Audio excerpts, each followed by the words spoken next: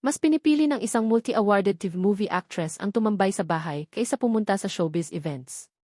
Walang preno na umamin ang isang award-winning actress at politician sa isa niyang vlog na hindi siya mahilig sa showbiz events. Ang naturang celebrity mom na tampok sa ating hula ho ay nagbigay ng mini house tour para sa kanyang fans at subscribers sa YouTube. Lahat ng versatile TV movie star, alam ng mga ka-close niya na tulad ng simpleng style ng kanyang bahay, mas gusto niyang manahimik sa kanyang tahanan kung wala siyang trabaho kaysa rumampa sa showbiz events. Paliwanag niya, gusto ko talaga sobrang simple lang ang bahay ko, and naniniwala ako na kapag malinis lang and maaliwas lang tingnan ang isang bahay, nagpifit yun sa karakter ko.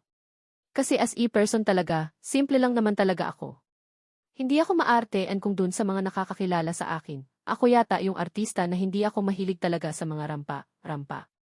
Ayoko ng mga showbiz events. So, gusto ko talaga mostly pagka wala ako trabaho, nasa bahay lang ako.